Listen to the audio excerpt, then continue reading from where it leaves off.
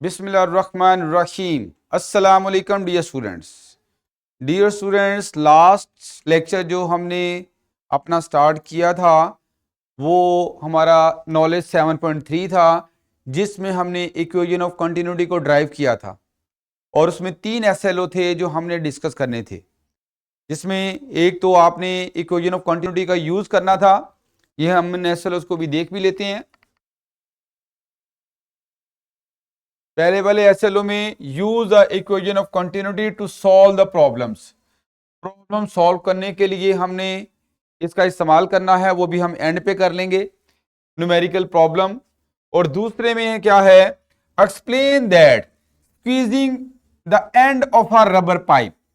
एक rubber pipe है, अगर उसको हम दबाते हैं और दबाने से हम उस पाइप की जो ओपनिंग है उसको कम कर रहे हैं, यानी उसका क्रॉस सेक्शनल एरिया कम करते हैं, तो उसके रिजल्ट में that results in increase in the flow velocity, इससे फ्लो वेलोसिटी बढ़ जाती है।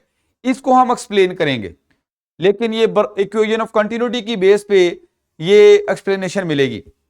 और थर्ड वन जो एसएलओ है उसमें हमने फाइनली क्या करना है, justify that equation of continuity is a form of principle of conservation of mass। यानी ये हम जस्टिफाई करेंगे कि जो हम इक्वेशन ऑफ कंटिन्यूटी ड्राइव कर चुके हैं, basically it is a form of conservation of mess. तो ये तीनों बातें हमने डिस्कस करना थी, जिसमें हमने इक्वेशन को तो ड्राइव कर लिया था और उससे अब इन तीनों बातों को हम अंडरस्टैंड करेंगे। तो हमारी जो इक्वेशन ऑफ कंटिन्यूटी थी उसमें हमने फाइनली ये कंक्लूड किया था कि आपके पास जो भी एक पाइप है उसका क्रॉस सेक्शनल एरिया और जो उस पाइप के अंदर फ्लूइड की स्पीड है, इन दोनों का जो प्रोडक्ट है दैट रिमेन्स कांस्टेंट, ये हमेशा कांस्टेंट रहेगा। Product of the cross sectional area of the pipe and fluid speed at any point for a ideal fluid remains constant। और इस कांस्टेंट को भी मैंने आपको बताया था कि ये बेसिकली किसके बराबर होता है, वॉल्यूम फ्लोइंग पर सेकेंड के बराबर है, delta V over delta T, volume flowing per second, which is also called volume flow rate. इसे आप वॉल्यूम फ्लो रेट का नाम भी देते हो, वॉल्यूम फ्लो रेट भी कहा जा सकता है इसको। तो हमारा ये जो कांस्टेंट है वो फ्लो रेट है। ये फ्लो रेट फिक्स रहेगा हर पॉइंट पे। अगर वहां पे पाइप का एरिया चेंज भी हो रहा है, कहीं से वाइडर है कहीं से नैरो है, तो उसमें फ्लो रेट हमारा सेम रहेगा। जहां पे नैरो पाइप होगा वो अभी हम डिस्कस करेंगे, वहां पे स्पीड ज्यादा होगी। अच्छा, अब ये क्योंकि दोनों का जो प्रोडक्ट अगर ये कांस्टेंट है तो यहां से हम स्पीड और एरिया के बिटवीन रिलेशन ड्राइव कर सकते हैं कि speed of the fluid at any point is inversely proportional to the cross sectional area of the pipe। ये चीज क्या बता रही है, जहां पे पाइप का एरिया ज्यादा होगा वहां पे फ्लूइड की स्पीड कम होगी, और जहां पे पाइप का एरिया कम होगा वहां पे फ्लूइड की स्पीड ज्यादा होगी। तो इस तरह से ये एक इनवर्स रिलेशन लिखा हुआ है। अगर एरिया कहीं पे डबल कर दें तो फ्लूइड की स्पीड वहां पे क्या हो जाएगी, हाफ हो जाएगी। यानी जिस रेशो से एक क्वांटिटी बढ़ेगी उसी रेशो से दूसरी क्वांटिटी कम होगी, जिस रेशो से एक क्वांटिटी कम होगी उसी रेशो से दूसरी क्वांटिटी जो है वो इंक्रीज होगी। अगर हम एरिया को हाफ कर दें तो अब चूंकि एरिया अगर हाफ किया है तो स्पीड उसी रेशो से बढ़ जाएगी, तो स्पीड डबल हो जाएगी। तो ये एक इनवर्स रिलेशन बनता है। और इस चीज की अंडरस्टैंडिंग आप इस सिमुलेशन से भी कर सकते हो। इस सिमुलेशन को ओपन कीजिएगा जी। ये डियर स्टूडेंट्स, ये सिमुलेशन देखिएगा, इसमें हमारे पास वेरिंग क्रॉस सेक्शन का पाइप है और इस पाइप के अंदर आप देख रहे हो कि जहां पे हमारे पास पाइप वाइडर है वहां पे ये फ्लूइड जो है वो स्लोली ट्रेवल कर रहा है, और जहां पे पाइप नैरो है वहां पे फ्लूइड की स्पीड ज्यादा है। तो इससे ये साफ नजर आ रहा है कि एरिया बढ़ने से स्पीड कम हो रही है और एरिया कम होने से स्पीड बढ़ रही है। अब इसमें फ्लो रेट कैसे कांस्टेंट रहेगा, उस चीज की आप अंडरस्टैंडिंग कर सकते हो कि जहां पे हमारे पास वाइडर पाइप होगा उसमें हमारे पास जो फ्लूइड है अगर वो स्लोली मूव कर रहा होता है तो, लेकिन वहां पे जो फ्लूइड की डेप्थ है वो भी ज्यादा है, जिसकी वजह से उस रीजन में, उस रीजन का जो हमारा वॉल्यूम है, उस रीजन का जो हमारा वॉल्यूम है वो उतना ही होगा जितना कि एक नैरो पाइप में से पास कर रहा होगा। नैरो पाइप में हमारे पास थोड़ी थोड़ी मैस गुजरेगी लेकिन स्पीड के साथ गुजरेगी, क्योंकि नैरो पाइप है ना, तो कम मैस गुजर रही होती है लेकिन उसकी स्पीड बढ़ जाती है और वो उतने टाइम में उतनी मैस गुजर जाती है, उतना ही वॉल्यूम पास कर जाता है जितना कि स्लोली किसी वाइडर पाइप के अंदर कोई फ्लूइड की मैस या वॉल्यूम पास करता है।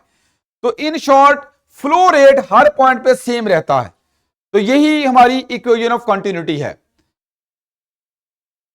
अच्छा, इसके अलावा हम एरिया का रेडियस के साथ भी रिलेशन बना सकते हैं। नॉर्मली जो हम फ्लूइड का फ्लो कंसिडर करते हैं वो सिलेंड्रिकल पाइप्स के अंदर करते हैं, इसमें सिलेंड्रिकल पाइप्स के अंदर, और जो सिलेंड्रिकल पाइप्स होते हैं उनका जो क्रॉस सेक्शनल एरिया है वो सर्कुलर होता है। वो कैसा होता है? सर्कुलर। तो कोई भी अगर सर्कुलर चीज हो तो उसका एरिया कैलकुलेट करना हो तो हम यहां पे ये फॉर्मूला अप्लाई करेंगे, पाई आर स्क्वेयर। तो इधर भी अगर मैं एरिया की जगह पे पाई आर स्क्वेयर लिख दूं तो इस तरह से हमारे पास स्पीड का सिलेंडर के रेडियस के साथ स्क्वेयर के साथ इनवर्स रिलेशन बनेगा। यानी हमारे पास जो फ्लूइड की स्पीड है it is inversely proportional to square of the radius of the cylinder, cylindrical pipe कह लो। तो ये चीज क्या बता रही है कि यहां पे अगर आप रेडियस को डबल करोगे तो चूंकि रेडियस की जगह पे अगर आप 2r लिखोगे तो 2r का स्क्वायर भी आएगा, तो स्क्वायर की वजह से यहां पे 4 एक फैक्टर आ रहेगा जो कि डिवीजन में होगा, और ये चीज बताएगी कि हमारे पास जो स्पीड है वो 1/4 हो गई है। तो रेडियस को डबल करने से इस केस में स्पीड 1/4 होगी, लेकिन अगर एरिया को डबल करेंगे तो स्पीड यहां पे हाफ होगी। तो रेडियस और एरिया दोनों के साथ जो रिलेशन है वो आपने अंडरस्टैंड करना है। एक इसमें सिंपल इनवर्स रिलेशन है, एक इसमें स्क्वायर के साथ इनवर्स रिलेशन है। तो ये पॉइंट आपने सीख लेना है। अब हम आते हैं यहां पे इसकी एप्लीकेशंस की तरफ। एप्लीकेशंस में हम कहते हैं कभी आप दरिया के किनारे खड़े हो तो डियर स्टूडेंट्स, दरिया के किनारे में अगर आपके पास ऐसा दरिया है जिसमें कहीं से वो नैरो है कहीं से वाइडर है, तो जहां पे वो वाइडर होता है वहां पे पानी स्लो ट्रेवल कर रहा होता है, और जहां पे उसकी चौड़ाई जो है वो कम होती है वहां पे वो फास्ट ट्रेवल कर रहा होता है। जाहिर सी बात है जहां पे जो आपके पास विड्थ है वो कम होगी वहां पे एरिया कम होगा, और एरिया कम होने की वजह से स्पीड ज्यादा होगी। एक चीज तो ये भी आप सीख सकते हो कि अगर रिवर की चौड़ाई चेंज हो रही है तो जहां वाइडर है ज्यादा चौड़ाई है स्पीड डेफिनेटली वहां पे स्लो होती है। एक और चीज भी है, गहराई को भी देख सकते हो। जहां पे गहराई ज्यादा होगी वहां पे क्रॉस सेक्शनल एरिया भी ज्यादा होगा, वहां भी आपका जो पानी है अगर वाटर की बात कर रहे हैं तो वाटर वहां पे स्लो बहेगा, और जहां पे गहराई कम होगी वहां पे एरिया कम होगा, तो एरिया कम होने की वजह से वहां पे फ्लोट की स्पीड ज्यादा होगी। तो इस तरह से आप बगैर किसी मेजरमेंट के देख के वहां पे गहराई का अंदाजा लगा सकते हो। अगर कहीं पे आपके पास दरिया के अंदर पानी स्लो चल रहा है तो समझ लो वहां पे गहराई जो है वो ज्यादा है, और जहां पे फास्ट जा रहे हैं वहां पे गहराई जो है वो कम है। तो जो गहरे पानी होते हैं they appears to be still, they appears to flow slowly, वो स्लोली ट्रेवल कर रहे होते हैं। तो एक ये इसकी एप्लीकेशन आपने जो है वो इक्वेशन ऑफ कंटिन्यूटी की अंडरस्टैंड की। दूसरी बात जो है, अगर पानी गिर रहा है, पानी का कुछ स्ट्रीम गिर रही है, तो जैसे जैसे वो स्ट्रीम नीचे आ रही होती है under the action of gravity तो स्पीड बढ़ती जा रही होती है, लेकिन स्पीड के बढ़ने के साथ साथ आप एक चीज नोट करते हो कि हमारे पास जो स्ट्रीम की जो नैरोनेस है वो बढ़ती जा रही होती है। स्ट्रीम ज्यादा नैरो हो जाता है यानी उसका एरिया कम होता चला जाता है, तो स्पीड बढ़ने से एरिया क्या हो रहा है? कम हो रहा है, क्योंकि स्पीड और एरिया एक दूसरे के इनवर्सली प्रोपोर्शनल हैं। तो बेटा यहां भी आप इस फिगर में भी देख सकते हो, पानी का नलका है, उसमें से अगर पानी गिर रहा है तो शुरू में जो पानी का स्ट्रीम है उसका एरिया ज्यादा है, जैसे ही वो नीचे की तरफ जा रहे हैं स्पीड बढ़ती जा रही है, और स्पीड बढ़ने की वजह से जो स्ट्रीम ऑफ वाटर है वो नैरो होता जा रहा है, तो एरिया कम होता जा रहा है स्पीड के बढ़ने की वजह से। तो ये एप्लीकेशन एक और आपने अंडरस्टैंड कर ली। इसके अलावा ब्लड फ्लो, हमारी बॉडी के अंदर ब्लड फ्लो कर रहा है, हार्ट ब्लड को पंप करता है और वेसल्स के अंदर वो फ्लो करके जाता है। तो इसमें अगर आपने, और ब्लड का प्रेशर हमारी बॉडी के अंदर चेंज हो रहा होता है। अगर हमने ब्लड प्रेशर को मेजर करना हो तो डॉक्टर के पास जाते हो तो वो ऑपरेटर्स यूज करता है जिससे आप कहते हो स्फिग्मोमैनोमीटर। तो जब वो ब्लड प्रेशर को मेजर कर रहा होता है तो स्टेथोस्कोप में हमें एक लाउड साउंड सुनाई देती है। वो लाउड साउंड क्यों सुनाई देती है कि जब वो एयर बैग को बाजू के ऊपर लपेटता है तो वहां पे उसमें हवा भरता है। हवा भरने में जो एक्सटर्नल प्रेशर है वो बढ़ाया जाता है। जब एक्सटर्नल प्रेशर बढ़ा देते हैं तो वेसल नैरो हो जाती है। जब वेसल नैरो होगी तो वहां पे ब्लड की जो स्पीड है वो बढ़ जाती है। तो उस ब्लड के स्पीड के बढ़ने की वजह से आपको वहां पे जो है वो एक लाउड साउंड जो है वो सुनने को मिलती है। वैसे तो वेसल कोलैप्स होती है, कभी ओपन होती है कभी बंद होती है, उसका भी एक रोल होता है, लेकिन मैं इक्वेशन ऑफ कंटिन्यूटी की बेस पे बता रहा हूं कि ब्लड का फ्लो बहुत फास्ट होने की वजह से हमें एक लाउड साउंड मिलती है स्टेथोस्कोप के अंदर। तो ये इसकी एप्लीकेशंस भी हमने अंडरस्टैंड की। अब आते हैं हम, हमारा जो सेकेंड एसएलओ है। सेकेंड एसएलओ क्या था, हमने जस्टिफाई करना था कि जो इक्वेशन ऑफ कंटिन्यूटी है it is a form of conservation of mess. ये मैस कंजर्वेशन की एक शक्ल है। अब मैस कंजर्वेशन की इस शक्ल को हमने सीखना है। तो बेटा हमने ये तो प्रूफ किया था कि ए और वी का जो प्रोडक्ट है वो कांस्टेंट होता है, और इस कांस्टेंट की जो वैल्यू है वो हमने किसके बराबर ली थी, delta V over delta T, volume flowing per second. अच्छा, अब मैं चूंकि यहां पे इस एवी को मैथ्स के साथ रिलेट करना चाह रहा हूं तो उसके लिए मैं क्या करूंगा, डेंसिटी का अगर कॉन्सेप्ट इस्तेमाल करें तो डेंसिटी होती है मैस ओवर वॉल्यूम। तो मैं इसको मैस ओवर वॉल्यूम लिख रहा हूं, और इधर से अगर मैं कैलकुलेट करना चाहूं डेल्टा वी की वैल्यू तो डेल्टा वी मेरे पास किसके बराबर आएगा, डेल्टा एम ओवर रो। तो ये मैंने वॉल्यूम जो फ्लोइंग है उसकी वैल्यू निकाली इन टर्म्स ऑफ मैस। तो इसको अगर मैं इधर यूज करूं तो मेरे पास कौन सी फॉर्म बनेगी, A V will be equal to delta V की जगह पे आप लिख लोगे डेल्टा एम ओवर रो, और नीचे हमारे पास ये डेल्टा टी आ गया। तो ये जो रो है इसे 1 ओवर रो करके हम साइड पे लिख लेते हैं, बाकी delta M over delta T हम ऐसे इसको एक्सप्रेस कर सकते हैं। अच्छा, हमने ये जो इक्वेशन ऑफ कंटिन्यूटी ड्राइव की थी ये एक इनकंप्रेसिबल फ्लूइड के लिए ड्राइव की थी। हमने कुछ कंडीशंस इंपोज की थी फ्लूइड के ऊपर जिससे हमारा फ्लूइड एक आइडियल फ्लूइड कंसिडर हो रहा है। वो एक तो फ्लूइड इनकंप्रेसिबल होना चाहिए, दूसरा उसका वो नॉन विस्कस हो, और तीसरा उसका जो फ्लो है वो स्ट्रीमलाइन हो। ये कंडीशंस अप्लाई करके हमने इक्वेशन ऑफ कंटिन्यूटी को ड्राइव किया था। तो अब अगर हमारा जो फ्लूइड है ये इनकंप्रेसिबल है, कैसा है, इनकंप्रेसिबल है, तो डेफिनेटली इसकी डेंसिटी क्या होगी, कांस्टेंट। और अगर डेंसिटी कांस्टेंट हो जाए तो ए वी जो है it is directly proportional to delta M over delta T, delta M over delta T के प्रोपोर्शनल हो जाएगा। अच्छा, आप मुझे बता सकते हो delta M over delta T क्या है, ये मैस फ्लोइंग पर सेकेंड है। एक सेकंड में जितनी भी मैस फ्लूइड की फ्लो करके जाएगी उसे आप delta M over delta T का नाम दोगे, और ये चीज किसके प्रोपोर्शनल है, ए वी के प्रोपोर्शनल है। अब अगर आप कहते हो कि ए वी कांस्टेंट है, इक्वेशन ऑफ कंटिन्यूटी यही कहती है ना कि एरिया और स्पीड का जो प्रोडक्ट है वो हमारे पास कांस्टेंट है। तो अगर आप ये चाह रहे हो कि ए वी कांस्टेंट हो तो ए वी तो तभी कांस्टेंट होगा जब delta M over delta T constant हो, और delta M over delta T का मतलब mass flowing per second constant हो। और mass flowing per second constant होने का मतलब यह है कि जितनी भी मैस किसी एक पॉइंट से एक सेकंड में इन हुई है किसी दूसरे पॉइंट पे उतनी मैस आउट हो। तो पर सेकेंड मैस इन और मैस आउट वो क्या होनी चाहिए, बराबर होनी चाहिए। जितनी मैस ऐड हुई उतनी मैस बाहर निकल गई। और अगर ऐसा होता है तो उसका मतलब है कि आपकी मैस कांस्टेंट है, और यही कंजर्वेशन ऑफ मैस है।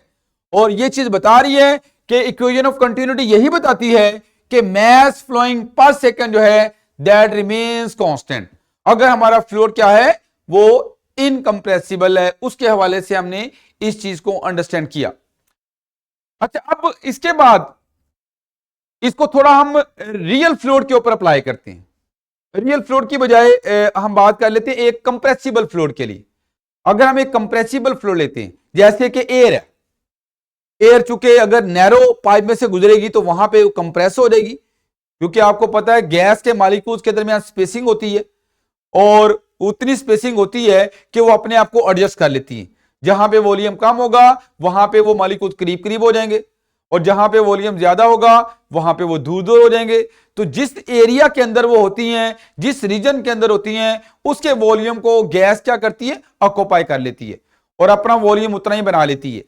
तो अब इसका मतलब है कि अगर हमारे पास एयर या गैस एक वेरिंग क्रॉस सेक्शन वाले पाइप में से गुजर रही हो तो उसमें तो वॉल्यूम, वहां पे वॉल्यूम चेंज हो जाएगा, ठीक है ना। आपके पास कंप्रेस जहां पे नैरो पाइप होगा वहां पे वॉल्यूम कम हो जाएगा, मॉलिक्यूल्स करीब आ जाएंगे, और अगर वॉल्यूम कम हो जाएगा तो डेंसिटी बढ़ जाएगी।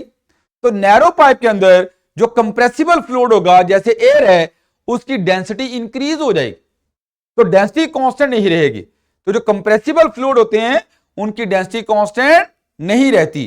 तो वहां पे अगर हमने इक्वेशन ऑफ कंटिन्यूटी को अप्लाई करना, तो वहां पे इक्वेशन ऑफ कंटिन्यूटी कैसे अप्लाई होगी, हमने ये बात डिस्कस की थी कि delta M1 is equal to delta M2, mass in is equal to mass out, ये बात हमने की थी।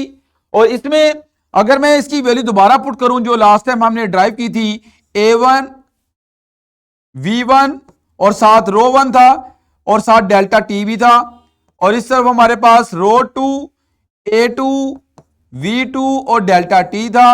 इसमें डेल्टा टी से कैंसिल कर दें, तो चूंकि पिछले वाले केस में हमने फ्लूइड इनकंप्रेसिबल लिया था और हर पॉइंट पे डेंसिटी को सेम लिया था, जिसकी वजह से रो 1 और रो 2 बराबर हो गए थे। लेकिन अब जब कंप्रेसिबल फ्लूइड हो गए तो उसमें तो डेंसिटी कांस्टेंट नहीं रहेगी, इसलिए रो 1 इज नॉट इक्वल टू रो 2, तो ये कैंसिल आउट भी नहीं होंगे और हमारी इक्वेशन के अंदर ये अपीयर होंगे। आप इसको जरा जस्टिफाई करना है। ये जो सारी चीजें ना ये basically mass flowing per second को जाहिर कर रही, ना कि वॉल्यूम फ्लो रेट को जाहिर कर रही। वो कैसे, अगर मैं इसको इस चीज को बताऊं, ए वी जो है, अगर मैं रो ए वी को कैलकुलेट करूं तो ए वी तो आपके पास किसके बराबर है, delta V over delta T के बराबर है। रो अगर एज इट इज लिख दो और ए वी को लिख लो delta V over delta T, लिखा जा सकता है। और रो इंटू डेल्टा वी जो है ये हमारे पास अभी मैंने पिछले पेज पे जो है, ये यहां से अगर मैं डेल्टा एम को लिखूं तो डेल्टा एम किसके बराबर होगा, रो इंटू डेल्टा वी, ये यहां से आप निकाल सकते हो। तो इस तरह से जो हमारे पास ये रो इंटू डेल्टा वी है ये एम डेल्टा एम के बराबर है, तो इसको मैं डेल्टा एम लिख सकता हूं। इस तरह से delta M over delta T, मेरे पास ये पूरी की पूरी ये जो तीन चीजें मल्टीप्लाई हो रही हैं, इसका आंसर आ रहा है delta M over delta T, जो कि मैस फ्लोइंग पर सेकेंड है। तो यहां पे जब आप कंप्रेसिबल फ्लूइड की बात करते हो तो वहां पे वॉल्यूम फ्लो रेट की बजाय हम मैस फ्लोइंग पर सेकेंड की बात करते हैं। और इसमें अब ये कैसे ये चीज कांस्टेंट रहती है कि यहां पे किसी भी पॉइंट के ऊपर मैस फ्लोइंग पर सेकेंड कैसे कांस्टेंट रहेगी। अब इसको आप अगर अंडरस्टैंड करना चाह रहे हो तो बताओ, जब ये जो एयर है या गैस है किसी नैरो पाइप के अंदर जाएगी तो नैरो पाइप में जाके एरिया कम हो गया, अब एरिया तो कम हो गया और वहां पे स्पीड बढ़ेगी, डेफिनेटली स्पीड बढ़ेगी, लेकिन वहां पे डेंसिटी भी बढ़ती है। तो इस तरह से स्पीड और डेंसिटी दोनों मिलके इतना बढ़ेंगे कि जो एरिया में कमी है उसको कंपनसेट करें, ताकि ओवरऑल इस पूरी एक्सप्रेशन का जो प्रोडक्ट है वो क्या रहे, कांस्टेंट रहे। तो इस तरह से आप ये कह लो कि एरिया में जो कमी आती है उसमें उसको कौन चीज कंपनसेट कर रही है, स्पीड और डेंसिटी का इंक्रीज उसको कंपनसेट करेगा। दोनों मिलके इंक्रीज इस तरह से होंगे कि इन दोनों का प्रोडक्ट और एरिया का प्रोडक्ट ये आपस में क्या होगा, टोटल प्रोडक्ट जो है वो रिमेन्स कांस्टेंट, जो कि मैस फ्लोइंग पर सेकेंड के बराबर है। यही चीज यहां पे लिखी है, when dealing with the compressible fluid like air whose density changes during the flow, the equation of continuity modifies to account for varying density। तो फिर हमें इक्वेशन ऑफ कंटिन्यूटी को वेरिंग डेंसिटी की शक्ल में भी लिखना पड़ेगा, एक उस सिचुएशन में देखना पड़ेगा। For compressible fluid the relationship between area and the velocity still applies. यहां पे एरिया और वेलोसिटी के दरमियान रिलेशन तो अप्लाई होगा, लेकिन अब वेलोसिटी उस रेशो से चेंज नहीं होगी जिस रेशो से एरिया चेंज करोगे। अगर आपने एरिया हाफ कर दी है तो अब वेलोसिटी डबल नहीं होगी, वेलोसिटी डेफिनेटली बढ़ेगी लेकिन उतनी नहीं बढ़ेगी, क्योंकि साथ डेंसिटी ने भी थोड़ा सा बढ़ना है। तो डेंसिटी और स्पीड ये दोनों यहां पे एक इंक्रीज के फैक्टर को कंपनसेट करेंगे, यानी एरिया की कमी को कंपनसेट करेंगे। तो यही यहां पे लिखा है, but we must consider the mass flowing rate instead of volume flow rate. तो इस केस में डेफिनेटली एरिया और स्पीड के दरमियान रिलेशन तो उसी तरह का होगा कि एरिया बढ़ने से स्पीड कम होगी, एरिया कम होने से स्पीड ज्यादा होगी, लेकिन उस रेशो से ये चेंज नहीं आएगी क्योंकि डेंसिटी वाला फैक्टर भी बीच में इन्वॉल्व है। और यहां पे हम मैस फ्लो पर सेकंड की बात करेंगे, ना कि वॉल्यूम फ्लो रेट की बात करेंगे, क्योंकि नॉर्मली जो वॉल्यूम फ्लो रेट है वो हम इनकंप्रेसिबल फ्लूइड के लिए यूज करते हैं और हमारी इक्वेशन इस फॉर्म की हो जाएगी। अब इसकी जो जस्टिफिकेशन जो मैंने दी है वो आगे मैंने लिख भी दी है। इन अ कंप्रेसिबल फ्लूइड लाइक एयर, जो कि गैस है, when the pipe is squeezed, pipe को स्क्वीज किया जाता है, the density of the air increases. Definitely आपके पास अगर पाइप स्क्वीज फॉर्म में है, वहां पे नैरो पाइप है, तो वहां पे चूंकि वॉल्यूम ऑफ गैस कम हो जाएगा और डेंसिटी बढ़ जाएगी due to compression. As a result, उस रिजल्ट में क्या होगा, the velocity may not increase as much as it would for an incompressible fluid. यानी वेलोसिटी उतनी नहीं बढ़ेगी जितनी एक इनकंप्रेसिबल फ्लूइड के लिए बढ़ती है, बढ़ेगी जरूर लेकिन उतनी नहीं बढ़ेगी। Since the increase in velocity is counter balanced by the increase in density to maintain the same mass flow rate. अगर मैस फ्लो रेट को सेम रखना है तो वहां पे वेलोसिटी की इंक्रीज भी है, साथ डेंसिटी की इंक्रीज भी है। ये दोनों का इंक्रीज ओवरऑल एरिया के डिक्रीज को कंपनसेट करेगा, ताकि टोटल जो आपका इन तीनों का प्रोडक्ट है, जो कि मैस फ्लो पर सेकंड है या मैस फ्लो रेट है, वो कांस्टेंट रहे। तो इससे भी ये चीज नजर आ रही है कि हमारी जो इक्वेशन ऑफ कंटिन्यूटी है, चाहे किसी कंप्रेसिबल फ्लूइड के लिए है चाहे इनकंप्रेसिबल फ्लूइड के लिए, दोनों केसेस में जो मैस फ्लो पर सेकंड है, जो कि मैस फ्लो रेट है, दैट रिमेन्स कांस्टेंट और it is exactly according to law of conservation of mass. लो डियर स्टूडेंट, हमने दो एसएलओ कवर कर लिए। एक हमने जस्टिफाई करना था कि equation of continuity is a form of conservation of mess. अब तीसरा एसएलओ एक और है, स्क्वीजिंग द पाइप। पाइप को स्क्वीज करें, causes the speed of the liquid to increase। ये तो हमने वैसे इक्वेशन ऑफ कंटिन्यूटी से ये चीज अंडरस्टैंड कर ली है कि जब आप स्पीड और एरिया के रिलेशन को देखते हो तो इन दोनों के दरमियान इनवर्स रिलेशन है।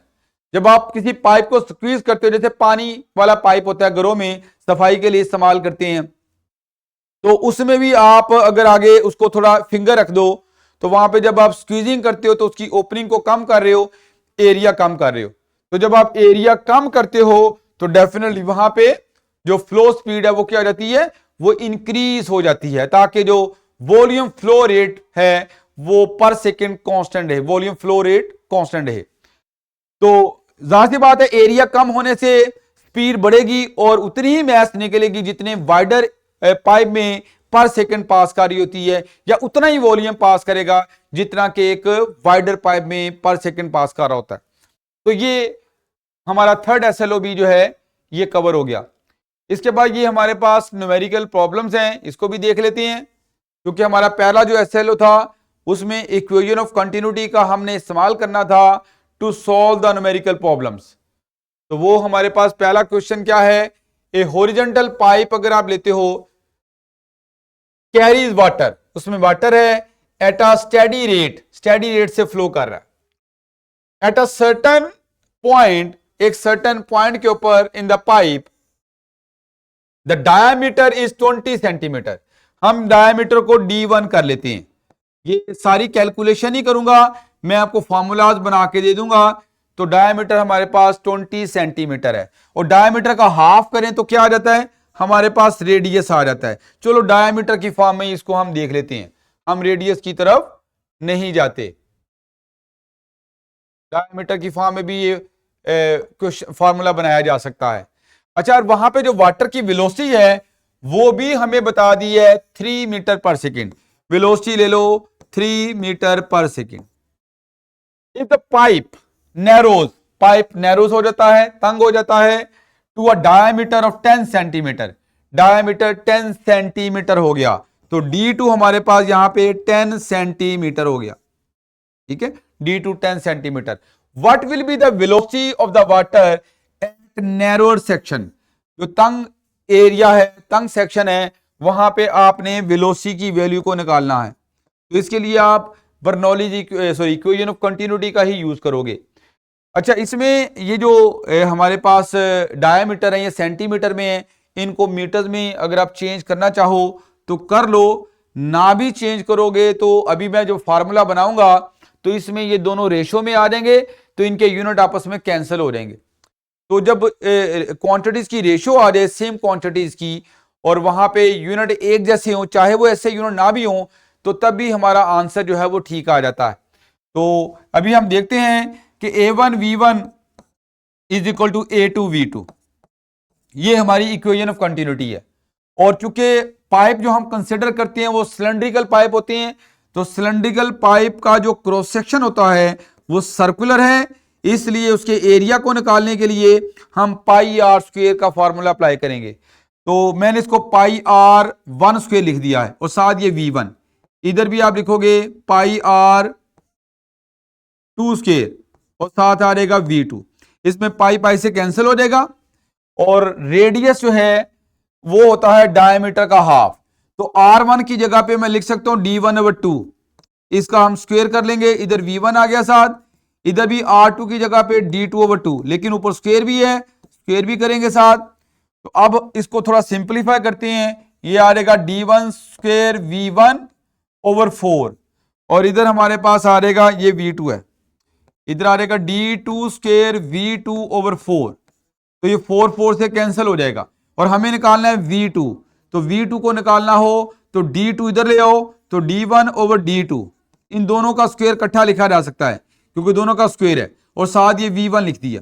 अब सिंपली आप इसमें वैल्यूज पुट कर सकते हो, D चूंकि यहाँ पे दोनों डायमीटर्स की रेशियो आ गई है, तो अगर ऊपर भी वैल्यू सेंटीमीटर में न्यूचे भी वैल्यू सेंटीमीटर में, तो सेंटीमीटर से कैंसिल हो जाएगा। लेकिन आप नॉर्मली प्रैक्टिस यही करो कि SI यूनिट में चेंज करके न्यूमेरिकल प्रॉब्लम सॉल्व करो। तो इधर आप D1 की वैल्यू पुट करोगे, ये 20 है और जो D2 है वो 10 है और ऊपर इसका स्क्वायर भी आ गया और V1 हमारे पास जो है वो 3 है। इस तरह से ये 0 से कैंसिल होगा, 2 का स्क्वायर 4 हो जाएगा, 4 × 3, तो ये हमारे पास बनेगी 12 मीटर पर सेकेंड। तो V2 जो स्पीड आ रही है ये 12 मीटर पर सेकेंड बन रही है। इसके बाद नेक्स्ट पॉइंट की तरफ आ जाते हैं, अगला क्वेश्चन भी देख लें। इन अ रिवर, अब ये रिवर की बात हो रही है, तो रिवर तो जाहिर सी बात है सिलेंड्रिकल पाइप की तरह का नहीं होता, उसकी एक लेंथ होती है, एक विड्थ, यानी विड्थ और डेप्थ मिलके जो है वो उसके क्रॉस सेक्शनल एरिया को बताएगी। इस तरह से समझ लो कि ये अगर हमारे पास इस तरह की शेप है, अगर पानी ऐसे फ्लो कर रहा है तो जाहिर सी बात है इसकी डेप्थ भी है और विड्थ भी है, डेप्थ और विड्थ को मल्टीप्लाई करोगे तो हमारे पास क्या आ जाएगा, एरिया। तो यहां पे अभी देखते हैं क्या है, the water flows at a speed of 2 metre per second, यानी स्पीड यहां पे हमें बता दी है, इसको V1 कर लें जो कि 2 मीटर पर सेकेंड है। Where the river is 30 centimetre wide, यानी इसकी जो विड्थ है इसे W1 कर लें, जो कि 30 मीटर है, सॉरी 30 मीटर है। और इसकी जो डेप्थ है डीप, इसको आप डेप्थ को B1 कर लो, वो हमारे पास कितनी है 3 मीटर है। ठीक हो गया। इन दोनों को मल्टीप्लाई करोगे तो आपके पास जिस रीजन में ये विड्थ और डेप्थ है वहां पे एरिया आ जाएगा हमारे पास। तो उसको देख लेते हैं, 30 × 3 ये 90 आ जाएगा, 90 मीटर स्क्वेयर, 90 मीटर स्क्वेयर। अच्छा, आगे भी लिखा है if the river narrows to a width of 20 metre, यानी अगर विड्थ कितनी हो गई है 20 मीटर, तो विड्थ की वैल्यू हम यहां पे ले रहे हैं 20 मीटर। पहले 30 थी, फर्ज करें ऐसा एरिया जहां पे विड्थ इतनी हो गई, और डेप्थ कितनी है, डेप्थ हमारे पास यहां पे 2 मीटर है, तो इसे B2 कर लो, ये हमारे पास 2 मीटर है।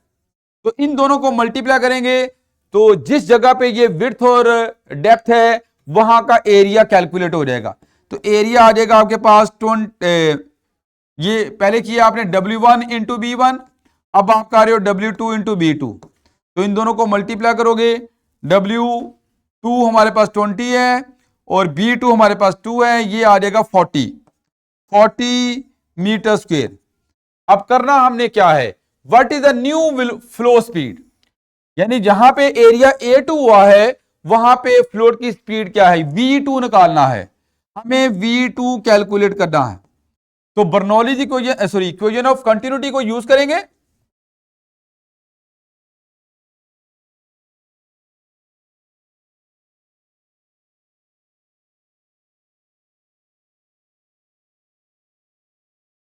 जी, इक्वेशन ऑफ कंटिन्यूटी के accordingly A1 V1 equal to A2 V2, और इधर से आप अगर कैलकुलेट करना चाह रहे हो V2, तो ये हमारे पास आएगा A2 V2 ओवर A1।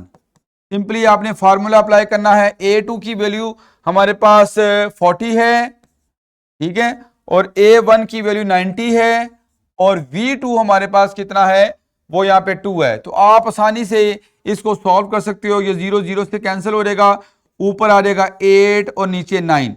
इसको सॉल्व करोगे तो ये स्पीड हमारे पास जो है वो फ्रैक्शन में कैलकुलेट हो जाएगी। ठीक हो गया। तो ये 20 एरिया A2, सॉरी ये उलट हो गया, मेरा ख्याल है कि मुझे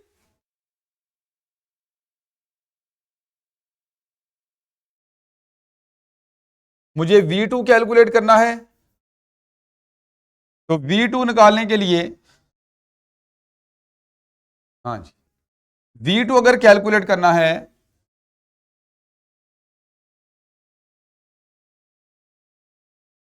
V2 की वैल्यू क्या हो जाएगी हमारे पास, A1 V1 ओवर A2 ऐसे लिखेंगे, और A1 हमारे पास 90 है और A2 40 है, और इधर आ जाएगा 2, तो ये 0 0 से कैंसिल हो गया, 2 को इससे कैंसिल करोगे 2 आ जाएगा, तो 2 को इधर 9 से कैंसिल करोगे 4.5, तो ये 4.5 मीटर पर सेकंड आएगा। ये मुझे कैसे पता चला कि आंसर यहां पे कुछ गलत आ रहा है, वो इसलिए कि सेकंड रीजन जो ले रहे हैं वहां पे एरिया कम हुआ है, तो अगर एरिया कम हुआ तो स्पीड डेफिनेटली ज्यादा आनी चाहिए, जबकि मैं जो कैलकुलेशन कर रहा था उसमें स्पीड पहले वाले एरिया के लिहाज से कम आ रही थी। पहले वाले एरिया में स्पीड 2 है और वहां पे फ्रैक्शन में आ रही थी, पॉइंट समथिंग आ रही थी, तो जबकि हमारे पास वहां पे एरिया कम हो चुका है इसलिए स्पीड की वैल्यू ज्यादा आनी चाहिए थी। तो ये एक मिस्टेक हो रही थी, वो हमने इसको कवर कर लिया। तो ये डियर स्टूडेंट्स आज का हमारा लेक्चर था, बाकी इंशाल्लाह हम नेक्स्ट टाइम देखेंगे।